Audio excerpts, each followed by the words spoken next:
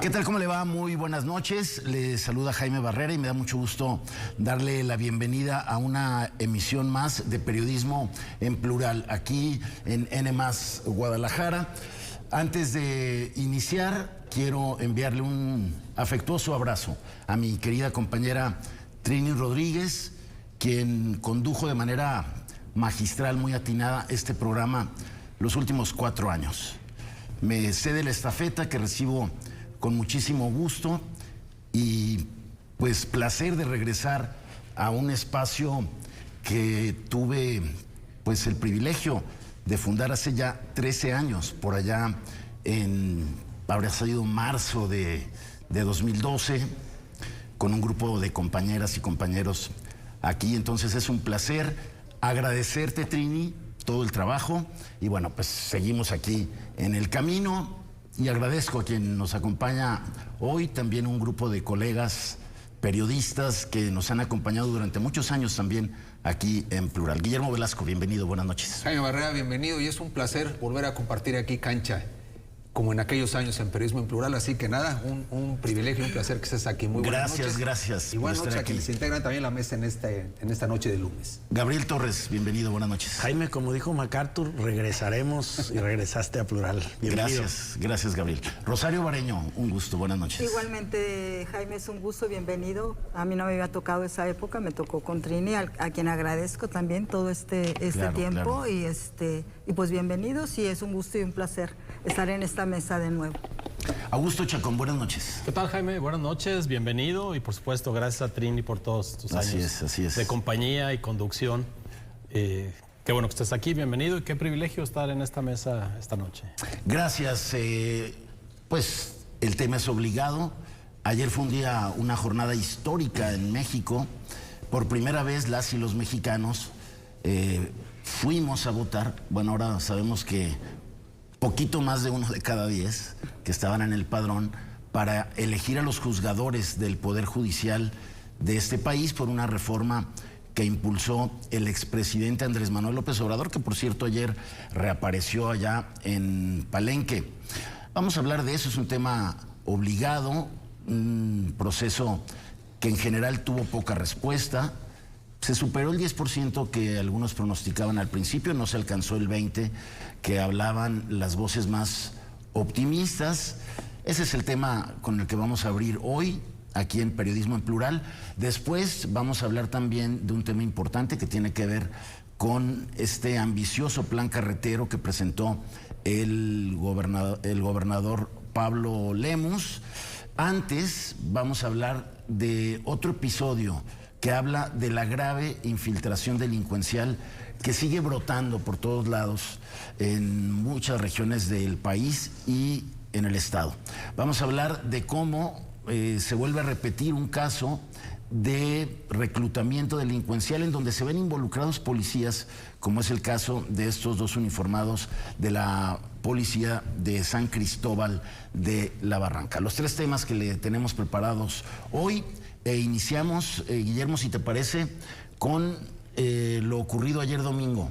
En general, danos una primera impresión de lo que tú viste y lo que has analizado. Muy poco interés de parte de la ciudadanía, lo cual se ve reflejado en las estadísticas que hoy tenemos. Es decir, es un tema que no caló en la gente y lo que se esperaba, a pesar de la gran propaganda gubernamental, a pesar del acarreo, a pesar de la movilización, pues es cierto que hay un 87% de abstención. Entonces, 87.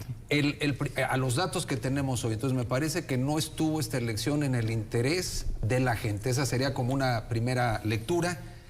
Como siempre, estamos frente a una guerra de narrativas, es decir, la fiesta no prendió. Sin embargo, el discurso de la presidenta es que somos el país más democrático del mundo. Esa es la aseveración de Sheinbaum. Lo que mencionabas, Jaime, no es cosa menor. La aparición de López Obrador es muy elocuente porque ayer fue la concreción de su venganza contra el Poder Judicial. Lo que vimos ayer es justamente el acto simbólico de un presidente que fue e impulsó esto, lo recordarás en la recta final del sexenio. Claro. Lo consuma Sheinbaum, quien funge para efectos prácticos como la principal operadora y la vocera de esta pseudoelección, de esta farsa democrática, me parece que así la tenemos que calificar. Es un tema legal que no legítimo, Porque me parece que no se puede tener fuerza ni legitimidad. Para mí es la derrota moral de la 4T, porque en el fondo, a pesar de tener todo el aparato del Estado, todo el poder, todo el control, y mira, finalmente, así como en este panorama inicial digo lo siguiente, se comprueba la falacia del argumento de Sheinbaum, de la presidenta Sheinbaum, que ella decía, la gente en la elección en la que ella ganó manifestó que quería esa agenda. Ese fue siempre el argumento, de decir, la gente votó por nosotros porque quería el plan C, quería la reforma judicial y la elección de jueces. Eso queda manifiesto que no es así. Creo que no fuiste a votar. No, evidentemente, que quede constancia. No fuiste a votar. Aquí están los blancos. Hay quien sí fue a votar. De esta mesa, ¿quién fue a votar? Bueno, hay quien piensa, hay otra lectura, como tú lo señalabas, de que ven un proceso perfectible, pero avance. ¿Tú cómo lo ves, Gabriel? A ver, yo diría que como colofón de la jornada electoral de ayer tuvimos en las urnas efectivamente muy poca participación. Eso no se puede negar, que fue poca gente a votar. Pero también podría decir que como colofón podría decir que el país no solamente tuvo pocos votos, sino nula oposición. Es decir, que la posición de la oposición fuera hacer nada, abstenerse, no incidir de ninguna manera en un proceso electoral legalmente. Eso es producto de una reforma constitucional que ¿Perdió por default la oposición? Yo creo que perdieron la oportunidad, y es mi opinión muy personal, de incidir en una elección. Yo creo que hasta la elección más compleja como lo fue la de ayer, a mí me costó trabajo votar, encontrar las personas que conozco y que sí estaban en la boleta, pero que había que dedicarle un buen tiempo. Y entiendo que si hubiera habido un nivel de afluencia mayor, hubiera sido un caos el proceso de votación, porque era muy tardado y hubiera sido aquello muy difícil. No quiere decir que por eso está bien que no hubiera ido la gente a votar. Pero yo sí creo y estoy un convencido absoluto que las grandes transformaciones de este país y de otros se han logrado por la vía de la participación. Y que era importante participar para quien lo decida así, y la abstención también es un derecho en democracia, es decir, abstener, hasta los votos en los parlamentos se toman a favor, en contra y abstenciones. No obstante, yo creo, como lo dijo ayer varios analistas, Merkel, por ejemplo, lo dijo en el foro que hizo Televisa en la noche, bueno, pues qué pobre papel de la oposición el de no haber hecho nada, o sea, que la decisión sea hacer nada. Y pensar que el abstencionismo agrupado refleja una misma posición, pues yo creo que es una lectura equivocada.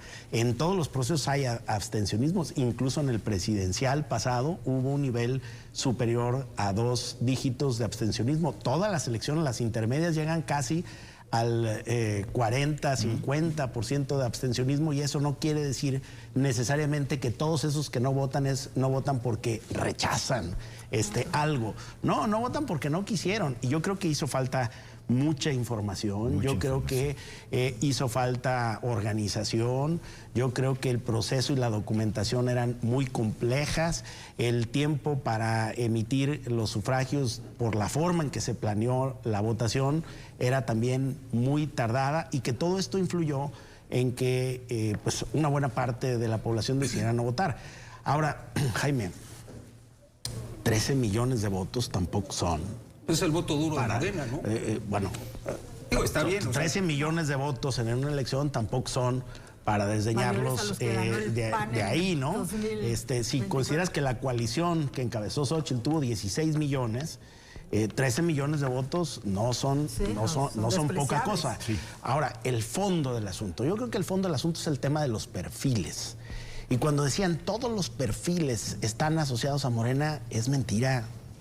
O sea, yo ayer vi personas ahí, algunos que pasaron por la maestría en Derecho de la Universidad de Guadalajara, que tuve oportunidad de votar, que no solamente no pertenecen a Morena, estaban abiertamente en contra de Morena. Entonces, yo creo que en esto el tema de blancos y negros, de generalizaciones así completas y absolutas, no ayuda a distinguir los matices, los tonos gris que tiene una elección. Pero se tiene que mejorar, ¿no? Sí. Porque a mucha gente que fue, también dijo, llegó un momento en que no supe qué hacer, porque ningún nombre tenía ninguna información de esos nombres, ¿no? No, y además es perfectible, ¿eh? Yo creo que las reformas secundarias es ahí donde van a tener que meterle... Y se reflejó la prisa, las improvisaciones con las que se organizó esta elección, ¿no? Sobre todo, y tú cuando vas a votar, tú fuiste, si no llevas más o menos por quién vas a ir a votar, tú sabes, mi distrito es el 8. Por ministros, pues ya sabemos la lista que había de mujeres. Esa fue la que más, a lo mejor, la gente conocía. Que tenías más conocimiento. Sí. Para los del Tribunal de Disciplina, pues 2, 3 nombres y que más la Suprema, o menos. ¿no? Sí. También de magistraturas. A mí me tocó 2, 3 nombres que yo en la reporteada yo ya los había escuchado, ya más o menos tenía conocimiento. Sí fue complejo. Los acordeones también llegaron. Vi gente adulta mayor. Y no es tanto, yo no lo vi por los programas sociales, porque muchos dicen, votó la gente que le da programas sociales. No, porque yo veía a esas personas que llevaban una libretita, pero decían, es esto, pero con su propio... O sea, no era el acordeón. No, el acordeón también lo distribuyeron. Habrá que ver si al final les dieron instrucciones, nada más copian. No, el acordeón, y te voy a decir que lo dieron, bueno, a mí me tocó porque a mi hijo bajó de donde vivimos y se lo repartieron. Y me dijo, mira, me dieron esto, pero él no iba a ir no fue a votar porque tuvo otro compromiso y no fue. Pero bueno, eso es otra cosa. Y a mí me lo dio y ya estuve viendo los nombres y sí, son más o menos los que se perfilaron, ¿no? Pero volviendo a la elección, yo creo que es perfectible. Sí se requiere mayor información. No creo que sea una farsa porque hay gente que fue convencida a votar porque es un derecho. No es una obligación, es un derecho. Creo que se puede mejorar, no ahora. El Poder Judicial no es con una varita mágica que vas a decir con estos. Lamentablemente, estos que elegimos ayer de ministros y ministras van a durar 12 años. La presidencia va a durar 2 años, se la van a rolar, se perfila el abogado de raíces mixtecas, Héctor Aguilar Ortiz, bueno, junto con Lenia Batres, la que se nombra ministra del Pueblo, que son los que se están perfilando para la presidencia. Está establecido que el que tenga más votos lleva la presidencia de la Suprema Corte de Justicia de la Nación los primeros 2 años. Después, en los siguientes 2 años, sigue el que tuvo mayores votos después y así sucesivamente. A mí me gustaría ver ¿cómo va a ser? Ahorita estábamos hablando de estos perfiles, lo que dice Gabriel es muy cierto, o sea, desconocemos estos perfiles porque sabemos, hay liga con la 4T y sí, tú ves, y sí hay liga con la 4T. En los otros perfiles de magistraturas, de los de circuito, los de Tribunal de Disciplina, sí los veo también más ligados a la 4T. Hay uno que se me hace que no llega, que es el hijo del general Gutiérrez Rebollo, que también tuvo polémica. No sé si llega, pero estaba dentro de los 4 perfiles que con mayor número de votos. Hasta hoy en la mañana era lo que había percibido. Yo me quedo con un ejercicio que me gustó. Sí está complicado. Yo duré 10 minutos, pero con el conocimiento de por quién iba a votar. Duré 10 minutos desde que me senté y comencé. Sí tuve conflicto en que traen un colorcito amarillo, rosa y todo eso, y los cuadritos. Yo dije, pues yo puse el del amarillo, lo puse aquí, no sé si va a valer mi voto o no. Esa fue mi duda al final. Me topé con... Al lado estaban señores y señoras en pareja y dice, oye, pásame, ¿por quién voy a votar? Pásame el acordeón, porque sí se les complicaba. Definitivamente son muchos nombres. Hay que recordar también que en el 2027 estamos criticando una elección federal de cargos federales, pero en el 2027 esta cargada que hay y que ha habido, la vamos a ver en el 2027 a nivel local en todos los estados, porque también se va a renovar una parte del Poder Judicial a nivel estatal. Ayer ya se nos adelantaron 19 estados. Sí. Jalisco porque no alcanzó a adaptar la reforma, ¿no? En ese sentido, Augusto, pues van punteando 3 que actualmente son ministras, ¿no? Y que tienen una clara identificación con la 4T. En ese sentido, pues va a ser una renovación parcial de la Corte, por lo menos. Sí, van a refrendar su posición y yo no creo que el fondo del asunto tengamos que revisarlo de la elección. Creo que el fondo del asunto está en la misma reforma constitucional publicada el 16 de septiembre del año pasado, que no era la que necesitaba el Poder Judicial, no votar por las personas juzgadoras no parecía lo más prudente, y tampoco me parece que en una votación en donde los partidos no tenían por ley que intervenir, se lo tengamos que cargar a la oposición. En teoría no tenían que intervenir, y sin embargo sí celebramos que Morena haya hecho su chamba con los 13 millones, que podrán ser muchos o no son muchos, pero en las narrativas, como le gusta decir a Guillermo, 13 millones se convirtieron para el régimen en un éxito inusitado. Al grado, lo dijiste al introducir el tema, Jaime, que estamos en el país más democrático del mundo. ¿Cómo medimos el otro 87%? 87% de indolentes, de gente que tenía otro compromiso. Me parece que en los 13 millones hay de todo.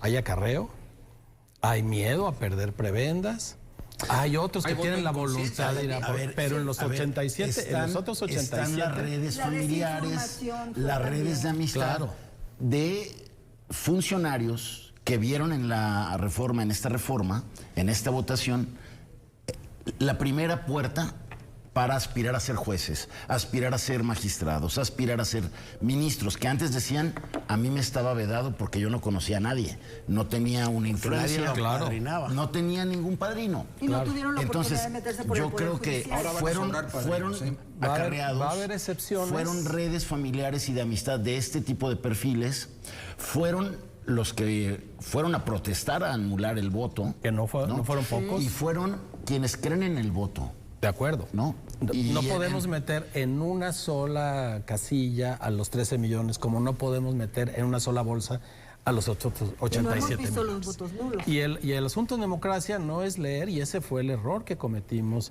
desde que se impuso la Cuarta Transformación, solo leer el triunfo de los que ganaron y desestimar la opinión de los que no ganaron. Me parece que en democracia todas las opiniones cuentan, incluso la de quienes no decidieron ir o por la razón que sea no fueron a votar. Creo que un régimen que protestó gobernar para todas y para todos tendría que tomar nota de esa abstención y no celebrarlo como un éxito. Para nuestra mala suerte, los efectos últimos no los vamos a ver el día 15 que les entreguen su constancia de mayoría. Claro. Lo vamos a ver a través de los años, en cuanto reciban todos esos temas que están atorados en los juicios, en los juzgados federales, y entonces veremos si la reforma fue buena o no mala.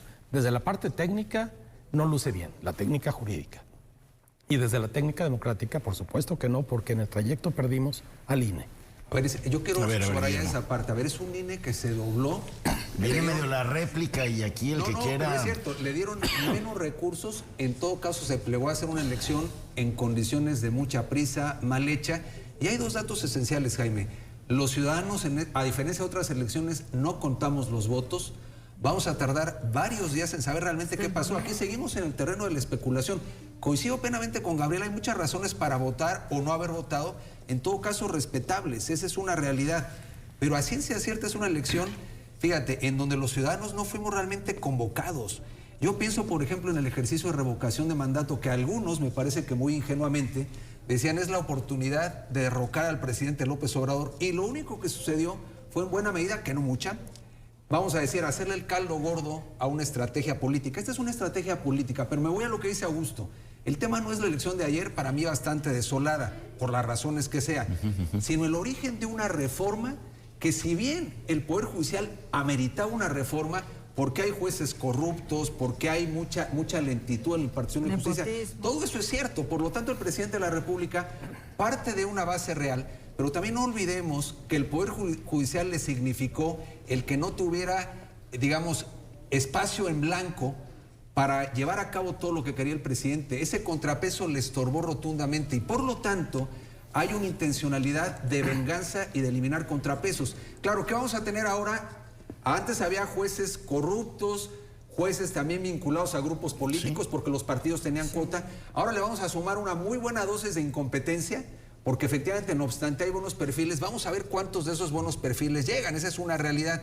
Entonces, a mí me parece que de fondo lo que nos tenemos que ir al origen de este tema. La reforma parte, o la elección parte, de una reforma al Poder Judicial que además impulsa un gobierno, digamos, un Congreso de mayoría calificada de manera tramposa, en donde también el INE jugó un rol de mucho sometimiento. Y hoy estamos, me parece que frente a un ejercicio político, yo no sé si inédito, Bolivia pero lo tuvo. El Congreso es un buen ejemplo, porque no podemos negar que en los 500 diputadas y diputados que hay en el Congreso de la Unión hay perfiles estupendos. Sin duda. Pero son incapaces de mover la voluntad de una mayoría que dijo y lo puso en práctica: votaron por mí y yo decido. Y todas las otras voces, por calificadas que estén, no pintan en el Congreso de la Unión. Yo no descalifico, por supuesto, quizá haya una cantidad muy interesante de gente con carrera judicial que está ahí, aunque los candidatos del Poder Judicial los que venían del Poder Judicial fueron, hasta donde vamos, los menos votados. Pero a final de cuentas, las instituciones están formadas por los principios que las rigen, y lo que cambió en la reforma de septiembre del año pasado son los principios. Sí, los principios que rigen el comportamiento de las instituciones, empezando por la INE y siguiendo por el Poder Judicial, que ahora se tiene que atener al interés superior del pueblo. Así es, y hay que recordar este episodio de cómo la comisión del Poder Judicial renuncia, no termina el proceso para definir a sus candidatos propuestos por el Poder Judicial, y los termina eligiendo el Senado en una tómbola. Entonces, bueno, el Poder Judicial también perdió por default ahí, ¿no? En fin, la Coparmex hoy hace una dura crítica al proceso judicial y dice: no se debe volver a repetir una cosa como la de ayer, Gabriel. Bueno, pues eso depende de que se articula una oposición capaz de hacer una reforma constitucional. No es absteniéndose, no es invitando a la gente a la inactividad como van a lograr nada. Porque a mí me parece una contradicción, Jaime, que por un lado estén reclamando el tema de los equilibrios de poderes, que yo suscribo como una necesidad en México, y por la otra inviten a todo el mundo a la inacción. No, pues si quieres equilibrios de poderes hay que equilibrar, hay que participar, hay que incidir. No va a ser desde la casa, en la carne asada, viendo la tele y criticando con los amigos y en las redes sociales como van a cambiar nada. No, si la Coparmex quiere hacer eso, lo que tienen que hacer es incidir democráticamente en el proceso electoral por las vías institucionales que tenemos, que es el voto para transformar la sociedad. Pero se va a entrar, hay que convocar a votar en la siguiente elección, hay que hacer un planteamiento de agenda legislativa, hay que convencer a las personas y no solamente estar sentados en casa haciendo crítica sin querer participar activamente en la toma de decisiones. Vamos con Augusto y luego con... Sí, creo que volvemos a lo mismo, a estratificar a la gente, pensar que todos el domingo se quedan en su casa para hacer carne asada, o no, por indolentes. Me estoy refiriendo a los que hoy dicen, me parece es esto, no. Bueno, pues éntrenle pues. Yo creo que el no voto es una forma de oponerse. Yo, ¿por quién iba a votar quien quisiera oponerse al estado actual del régimen? Tu derecho. Bueno, estamos hablando de ellos. Sí. Estamos hablando de ellos. Estamos hablando de esa masa, la mayoría, la inmensa mayoría, que decidió no votar, o que no quiso, o que no pudo, lo que sea, es una inmensa mayoría que no podemos desestimar, porque entonces el argumento que sigue es: tienen el Poder Judicial que se merecen. ¿Cuántos representantes van a tener esa inmensa mayoría? Pero es que en el Poder Judicial no se necesitan representantes. Ese es el punto. No, ahora electos los van a elegir. No esa inmensa mayoría, a nadie. ¿a quién eligió? ¿Cómo incidió? Pero, a ver, más bien me parece ¿cuál es su resultado? Fuera de 2 días de decir hubo un abstencionismo, fuera de eso, ¿qué? Y si así vamos a llegar a la elección intermedia, este reclamo que hace la Coparmex va a terminar en nada otra vez. Pero es que el punto no es la votación o abstención de ayer. Aquí estamos planteando también, Jaime, el concepto de abstención activa, porque no se circunscribe el participar a haber sido parte o no de este tema. Quienes lo vimos como una estrategia política, también un tema estratégico, es decir, no juguemos ese juego de algo que ya, como decían los memes, ya están los resultados, nos falta nada más la elección. Empezó el no votar. Pero, a ver, pero se vale. Pero se vale en un momento determinado. A ver, como estrategia, lo que me resisto a pensar es que quienes decidimos no ir, no se nos puede etiquetar como que somos apáticos.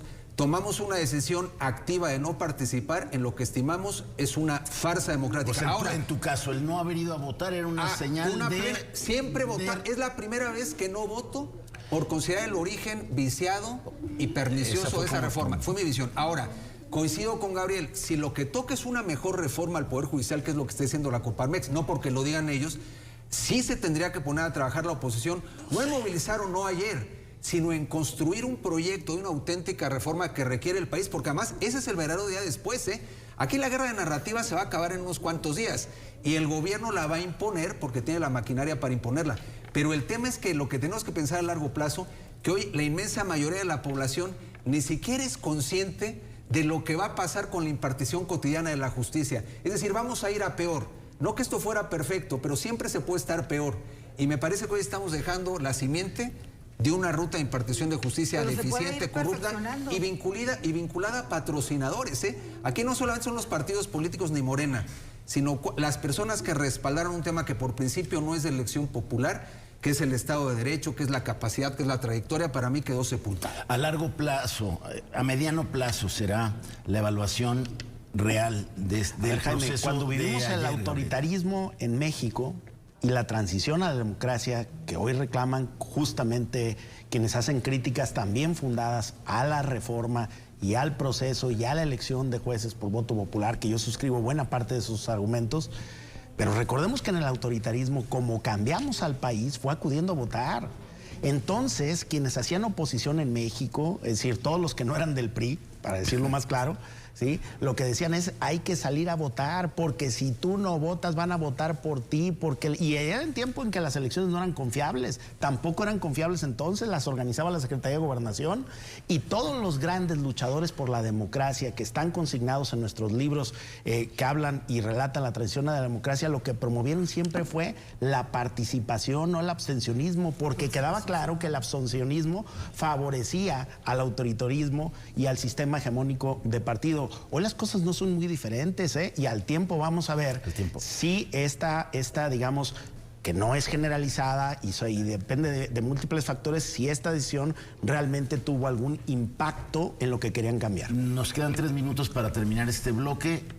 Charo, si quieres dar una especie de conclusión. De que perdieron una gran oportunidad cuando renuncias en impulsar candidatos y candidatas por la vía del Poder Judicial. Esa fue una parte. La oposición, yo coincido con Gabriel, que critica, pero ¿qué impulsaron?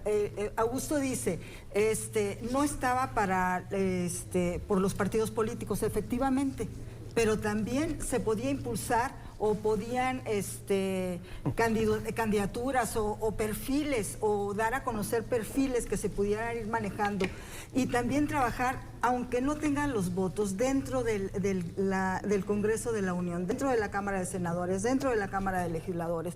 Y en las reformas secundarias yo creo que también se puede perfeccionar.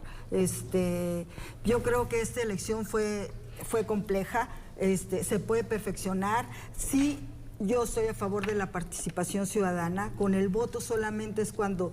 Yo sí creo mucho en el voto que yo estoy ejerciendo, y ojalá que así sea. También es una postura el abstenerse como cualquiera. Creo que y así que el voto, el invitar a no votar, pesó mucho en esta elección también. La desinformación pesó también mucho, y el no votar pesó como en la elección del 2021. 1 minuto, Augusto. Al tiempo veremos qué sucede con este Poder Judicial, que es a final de cuentas lo que nos interesa. La oposición tendrá que hacer su labor en la Cámara. Ellos tienen la representación para poder hacer esos cambios, pero a final de cuentas, ¿qué buscábamos? Una mejor justicia, un equilibrio de poderes. Me parece que eso no va a suceder. A final de cuentas, tendría que ser la consecuencia de la elección, no que ganaran unos u otros, sino que el sistema de justicia se cambiara. Rápidamente, no solamente perdimos al sistema de justicia, sino al INE. Eso también es una gran pena. En el país de las instituciones. El INE es otro tema que ya hablaremos aquí. El INE se está jugando. Ayer creo que su credibilidad pues organizó y operó la elección. Pero yo creo que lo importante será lo más que puedan transparentar este proceso de conteo, el cómputo, que esta vez se hizo a puerta cerrada. Pero fíjate, entre todas las ilegalidades denunciadas, se pusieron de perfil y los acordeones al final lo señalaron como algo casi anecdótico. Yo creo que el INE está en riesgo. Es delito. Está en riesgo la credibilidad del INE. Yo también creo que tienen que hacer bien las cosas en esta parte final para luego analizar los nombres de quienes van a ser los próximos juzgadores en esta mitad de renovación del Poder Judicial y revisar si no cambiamos nada más de nepotismo. Antes había un nepotismo y a ver si ya no tenemos otro, ¿no? Ojalá que no sea así y ojalá que a través de las votaciones hayan llegado buenos juzgadores que nos permitan tener un mejor Poder Judicial, que eso es lo que se buscaba y lo que todos queremos. Vamos a una pausa y regresamos con otro tema. Quédese con nosotros.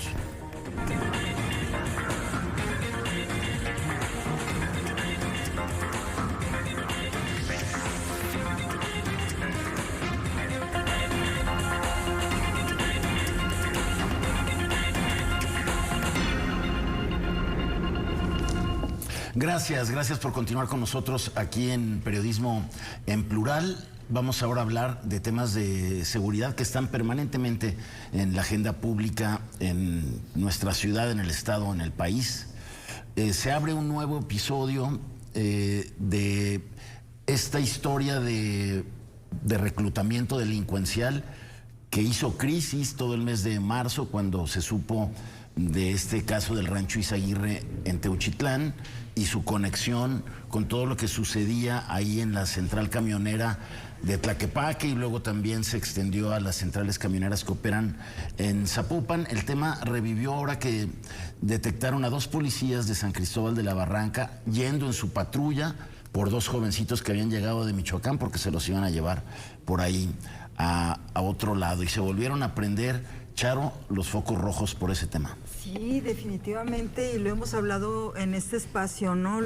Cómo están infiltradas las corporaciones policíacas, tú bien lo dijiste, en el Rancho Izaguirre con los elementos, por ejemplo, los de el mismo Teuchitlán, los de Tala, y cómo cuidaban para evitar que salieran del rancho o los seguían, o era una forma de reclutarlos, ¿no? Y los puntos focales que también los hemos tratado, la central camionera de Tlaquepaque, la central camionera de Zapopan, que por eso, a raíz de estas alertas, de estos focos rojos, tuvieron que poner operativos especialmente. Y cómo llegan elementos de San Cristóbal de la Barranca a la central camionera, con las patrullas, con una persona... Es un cinismo absoluto. Totalmente. Luego les dicen, cuando los muchachos, los jovencitos, uno menor de edad, se da cuenta y le dice llaman a unos policías estatales, y cuando los detienen, estos elementos dicen que eran familiares de la alcaldesa pues inmediatamente sí, la quemó totalmente, emite un comunicado deslindándose de todo eso, pero vamos más allá, ¿no? Cómo están infiltradas las corporaciones policíacas, son los principales, no solamente es San Cristóbal, hoy lo vimos, Teuchitlán. Pues vayamos allá a Teocaltiche, a Encarnación de Díaz, a Villa... El fin de semana se cumplen los 45 días para pacificar este municipio. Ojalá que así se vea. Yo rezo para que se pacifique este municipio, y de veras lo alabo y ojalá que así se dé, pero realmente es toda una zona: Villa Hidalgo, Yahualica, Teocaltiche, Teuchitlán, San Cristóbal de la Barranca, o sea, son varios municipios que son focos rojos, o sea, y no puedes escudarte en el hecho de que son los límites con Michoacán, con Zacatecas. El propio fiscal del estado dice que esos muchachos se presume que los iban a llevar a Zacatecas. Bueno, ya tienes antecedentes de que se están llevando a todos los jóvenes que estás reclutando a Zacatecas. ¿Qué estás haciendo? O sea, yo creo que también la policía y las corporaciones y el gobierno del estado y los gobiernos municipales no deben de ser reaccionarios, debe de haber algo. Ya lo hemos visto, cuántas veces se han intervenido las corporaciones policíacas, y ¿qué ha pasado? Teocaltiche por la falta de elementos han tenido que regresar los elementos, se están capacitando otros, yo creo que 15 más o menos renunciaron en ese municipio, pero no hay más, no se da más información, no hay transparencia de lo que sucede.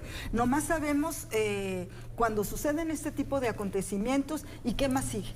Y nuestra preocupación por la debilidad de las policías municipales, que siempre es como el denominador común, ¿no, Augusto? Sí, nuestra preocupación por esas policías, pero también en la recurrencia a irnos al eslabón más débil de la cadena. Porque la infiltración no se queda o no surge únicamente en el espacio municipal.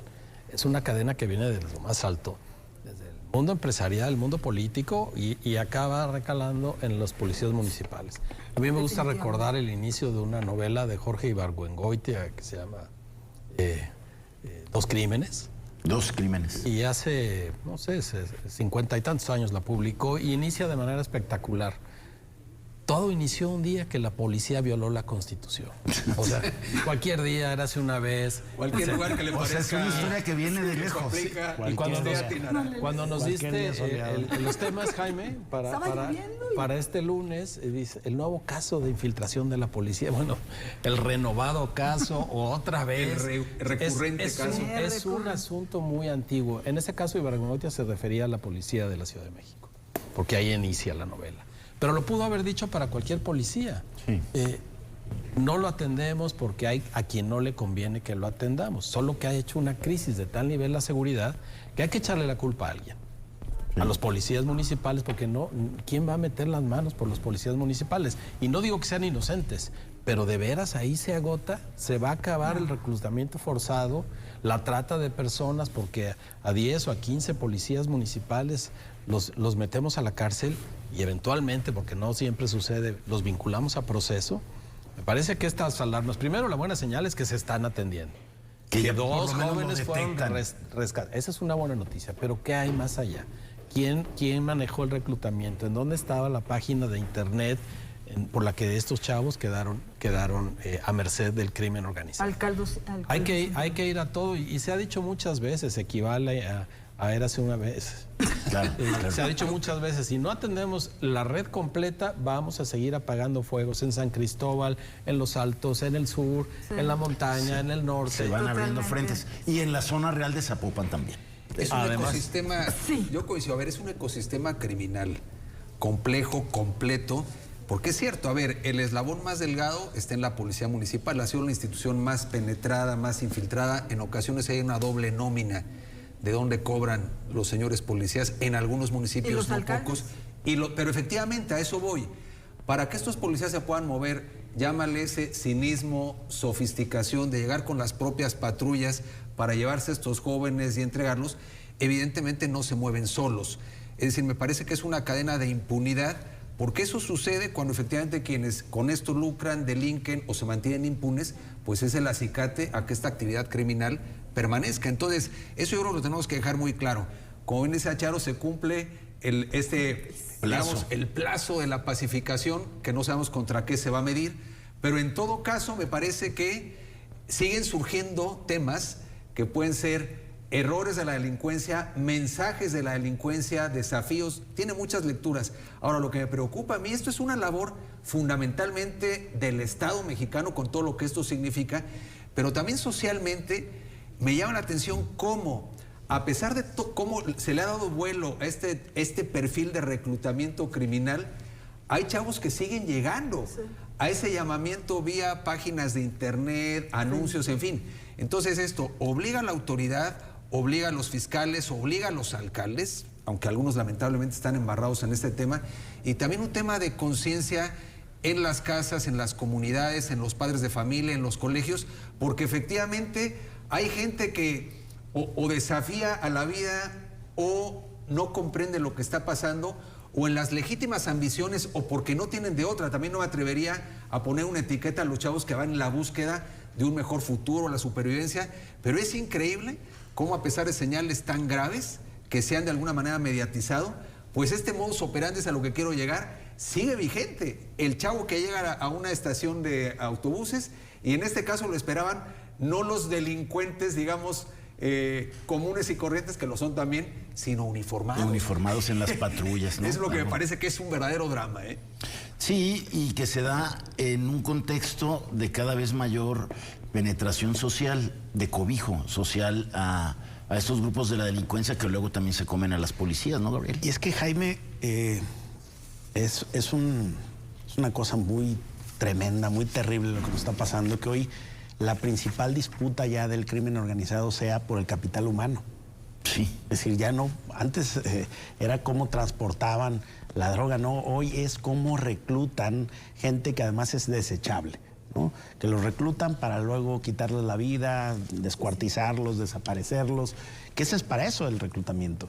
Y yo creo que ahí, esto suscribo una parte de lo que dijo Guillermo, ahí también entra cómo se ha normalizado la narcocultura, ¿no? A través de diversas formas. Es decir, en la mayoría de los municipios del interior del estado, entre más pequeños más ocurre. Se sabe que buena parte de las actividades festivas de las ferias municipales las organizan ellos. Sí, y les pertenecen a ellos, y todo el mundo lo sabe, ¿eh?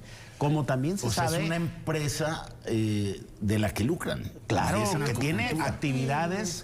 tiene actividades de disfrute organizadas, digamos, legítimamente, porque la aceptan las personas, que ellos participen y que ellos la organicen.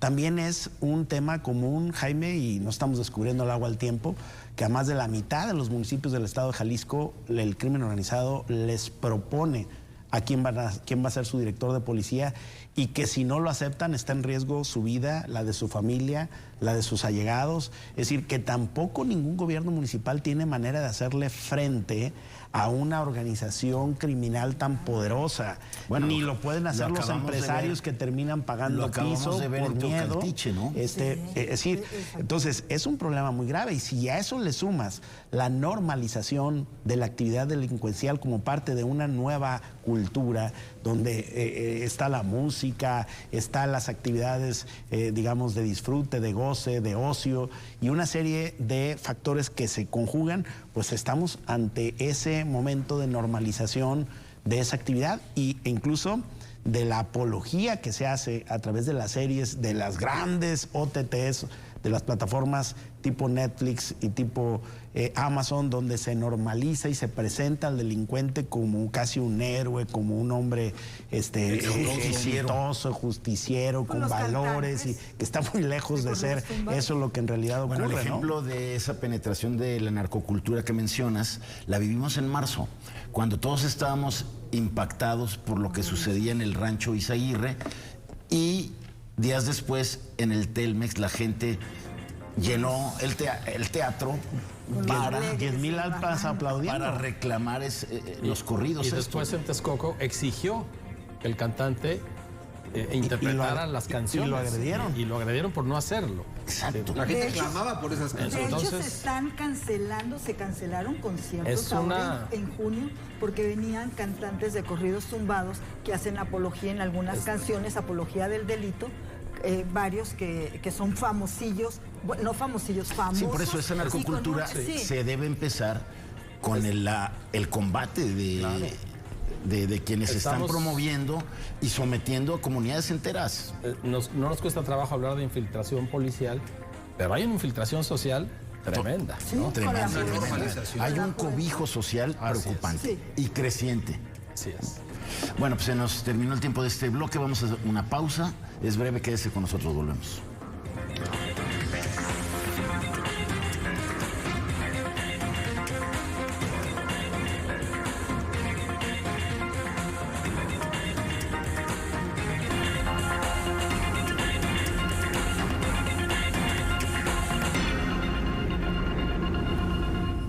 Regresamos a Periodismo en Plural. Gracias por continuar con nosotros. Vamos a nuestro bloque de cierre. La semana pasada el gobernador Pablo Lemos hizo un anuncio importante, un ambicioso programa carretero que desde luego pues repercute en el desarrollo de las comunidades del estado, puede también repercutir en avanzar en temas de seguridad. Hizo un anuncio importante de una nueva carretera. Hace muchos años que no se anunciaba un nuevo, una nueva ruta de una carretera que va a unir a una de las zonas que está más alejada de la dinámica social del estado, que es la zona norte, donde vive pues poco más del 1% de los jaliscienses, pero que es importante conectar para que tengan una convivencia más con el Estado, porque ahora se comunican más con Zacatecas, ¿no? Así es.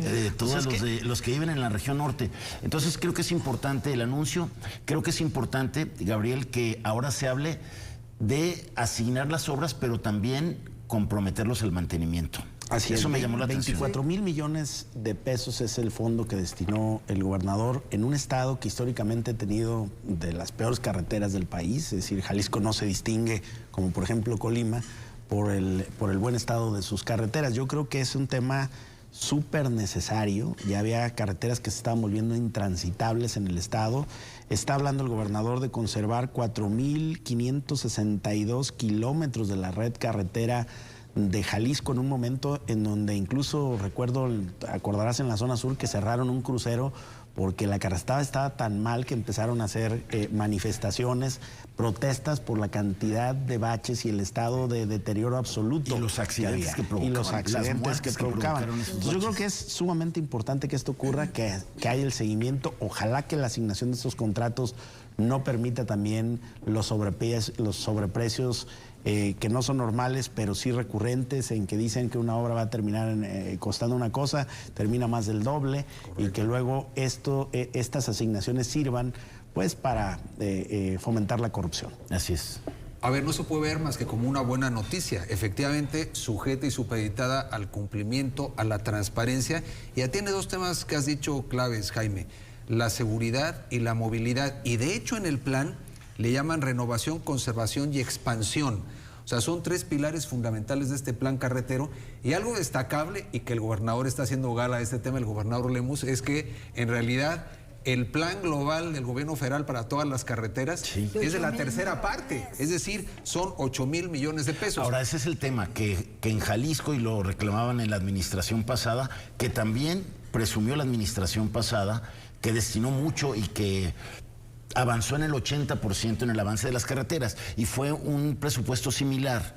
Entonces me llama la atención que se vuelve a invertir una cantidad tan importante en este tema. El punto es está hoy destinado, la necesidad, como dice Gabriel, es apremiante, pero el punto es si efectivamente va a costar eso, si efectivamente se va a entregar en tiempo, porque como está planteado hoy en el papel, pues evidentemente, ¿quién puede decir que no a un plan de esas condiciones, de esa ambición, de esa urgencia, de esa necesidad? Pero bueno, al tiempo, porque efectivamente yo creo que aquí tiene que haber una exigencia categórica por lo que se requiere para Jalisco un plan carretero de esta magnitud. Y habrá que ver cómo se combina con el federal. Sí, sobre todo. Las carreteras federales también están pues sumamente deterioradas. Y es poco lo que le va a tocar a Jalisco en materia de conservación y mantenimiento. Me llama la atención la carretera, o sea, el trazo que va a haber a la zona norte, a Bolaños, que son 169 kilómetros y que te vas a ahorrar más de 3, 4 horas. Y que se haría en 6 años. En 6 años, con 4,600 millones de pesos. También otros puntos que son lo que dijo Guillermo en cuanto a la movilidad y seguridad, porque hay carreteras a Chapala, por ejemplo, lo que dijiste, Gabriel, de tanto el número tan alto de accidentes, la inseguridad que existe en la zona de los Altos, por ejemplo. Todo eso va a ayudar. Va a ayudar también si las obras se le otorga también para una reactivación a la industria de la construcción, a todas esas constructoras que están pidiendo a gritos también obras, y ojalá que se les otorgue a ellos, porque eso va a ayudar a la reactivación. En cuanto a varias carreteras que se van a dar, porque hay un binomio, la inseguridad, los accidentes, y eso ha permeado que haya tanta muerte, haya tantos lesionados, y pues va a ayudar. Sí es buena noticia, ojalá que sí se dé, ojalá que sí se logre, y sobre todo en puntos tan necesarios como el de Quitupan, que cuando se dio el anuncio él estaba presente, se le salieron las lágrimas al señor, porque eran más de 2 décadas que estaban solicitando esas obras en ese municipio, buenas en esa zona, y así como ese municipio hay muchos, y la gente también en materia de seguridad. ¿Por qué? Porque la gente ya tiene que, para ir a transitar a un municipio, tienes que ver a qué horas te vas. ¿A qué horas conduces? En la noche, para nada, o muy tempranito tampoco. Tienes que ver todos esos tramos. La zona de Los Altos es muy peligrosa, la zona de Chapala, o sea, una serie, ¿no? Pero es buena noticia, como dice Guillermo, ojalá que sí se dé y ojalá que tengamos las mejores carreteras de Jalisco, como tanto se ha presumido en el pasado. Y que se dé con un nuevo modelo de gestión de la obra pública en la que luego tenemos mucho rezago, ¿no? Pero, más cuando se habla de estos presupuestos tan importantes. Es muy importante y hay que destacar que esto implica derrama económica para las regiones, no solo para las constructoras. Sí, sí, definitivamente. Ya en el sexenio anterior nos ofrecieron obras en las que estaba incluido el mantenimiento. La teoría era que como tenían que ver las constructoras durante una temporada que mantener la carretera, las hacían muy bien. Eso fue lo que nos dijeron en el sexenio anterior. Tendremos que revisar qué fue de esa inversión, en cuáles carreteras y si de veras se está cumpliendo el contrato de mantenimiento. Es una buena noticia por donde se vea, pero bueno, no estamos aquí para sacar el gorrito y celebrar. Hay que señalar. Porque si se unen dos presupuestos tan importantes en dos administraciones, pues eso se tiene que reflejar. Tendríamos que tener puras autopistas de calidad mundial. Pero hay que sí, seguridad, movilidad, yo diría cohesión social, porque no lo vemos, pero entre los distintos pueblos, el que estén bien conectados implica una cohesión importante. Desarrollo económico. Por supuesto, desarrollo económico, turismo, que el turismo interno va a ser muy importante, el turismo interno va a jugar un papel relevante. Pero tenemos que pensar en las carreteras, y yo lo he dicho respecto a la vivienda, no es la vía asfáltica, la carretera es seguridad. Sí. Y tendríamos que pensar en la famosa policía de caminos que ofreció también el gobernador. Sí. Porque en las federales pues tendría que llegar a un acuerdo con la Guardia Nacional para poderlas patrullar, pero en las estatales no. Y si se vuelven seguras esas carreteras, porque están bien hechas, porque hay seguridad, porque hay teléfonos de emergencia, y no porque esos nos vayan a salvar, sino porque inhiben la acción de los criminales, creo que estaremos del otro lado. Pero no pensemos solo en la vía asfáltica bien hecha. ¿Qué hay alrededor? Seguridad, hay pueblos, hay que motivar la cohesión social, hay que impulsar el turismo, el intercambio de mercancías, que también es muy importante. Pensemos en la carretera mucho más allá de la cinta asfáltica. Y eso es lo que se tendría que estar contemplando. Es que, a ver, es cierto lo que dice Augusto, cuando se habla de 4.562 kilómetros de carretera, a la gente eso le da un poco igual. O sea, hay veces que no logras ni dimensionar de qué estamos hablando. La gente sí lo que puede entender es que vas a transitar seguro, que vas a tener una calidad de vida un poco mejor, en algunas ocasiones que no te van a asaltar, que no se va a ponchar la llanta de tu auto. Es que en el fondo es eso. Lo tangible y lo concreto, esto es un medio para que la gente en Jalisco viva mejor, más conectada, que hay un disfrute de quien va al turismo, de que el que tiene que mover sus mercancías sepa que esté en condiciones mejores para lograrlo. Pero me quedo también con un dato, si ha habido inversiones potentes en el pasado, yo creo que el punto es, además de celebrar la buena noticia y exigir transparencia, ¿cuáles son los resultados del pasado? ¿Cómo se manejó el presupuesto? ¿A cuáles se les dio mantenimiento? ¿Qué sucedió? Porque en el fondo el también... diagnóstico. El diagnóstico, sí. Porque si no la impunidad vuelve a ser lo que siempre ocurre en estas obras. En el sentido, se anuncia, luego no hay un escrutinio y entonces quedan a la mitad o dura mucho más el proceso que se prometió para el cumplimiento. Entonces yo creo que sí decir qué bueno que está esto, qué ha sucedido, para tener más condiciones, como bien apuntas, de gestión, de exigir, ¿no? Todo un reto esto de la seguridad en las carreteras, porque hay que recordar que son en las autopistas en las que se cobran, donde hay más asaltos en este momento en Jalisco. La que va a Los Altos, la que va a la Ciudad de México y macroperiférico, el macrolibramiento, que hay una queja constante ahí de los que movilizan mercancías por los constantes asaltos que hay. Y son, en teoría, las carreteras que tendrían que estar más vigiladas, ¿no? Y no lo está.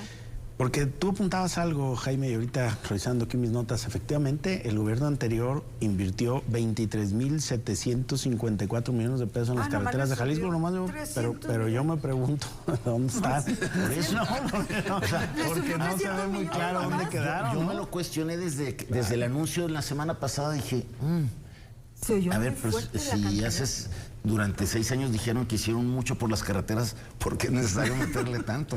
Pero ¿de dónde? ¿De quién? ¿No? ¿Por qué no? Las Se de tiene que Jalisco. reactivar la economía, no sabemos de quiénes. Pero Seguridad, Entonces movilidad. sí obligaría a ver qué pasó con esas inversiones. Absolutamente. Y que las que vienen no sigan la misma inercia. Porque además es el mismo funcionario. Sí, quedó. Repitió el mismo secretario de Infraestructura y Obra Pública. Él Así es. tiene pues las cuentas claras, ¿no? Y él nomás veía. Pues tan interesante que hiciera ese balance de lo Sí, logrado, lo no logrado. aprovechando que es el mismo, ¿no? Aprovechando que Diría, además hubo un estamos ligero en otra incremento. administración. Claro. Es su respuesta, va. Y la licitación es también un tema importante. Creo que ya van avanzados en el tema. Creo que haya... No, ya hay 27 frentes abiertos, es decir, Sí. ya hay obra en proceso. Pues muy bien, desde luego vamos a estar muy pendientes de este tema y de cómo se va desarrollando. Se nos acabó el tiempo. Gracias. Gracias y nuevamente bienvenido, Jaime. Gracias. Y gracias también a Trini, le mandamos un saludo. Un saludo a Trini, por su gestión en estos años. Sí, así es. Un saludo a Trini Rodríguez y bienvenido, Jaime, a la Mesa Plural. Gracias. Un abrazo, Rosario Bareño. Trini. Gracias, bienvenido, Jaime. Muchas Es un gracias, gusto. Marcelo. Augusto Bienvenido, Chacón. Jaime. Un placer colaborar contigo y buenas noches a todas, a todos. Así es, gracias por habernos acompañado. Que tenga una excelente semana y nosotros les esperamos nuevamente el próximo lunes aquí en Periodismo en Plural. Pásela muy bien.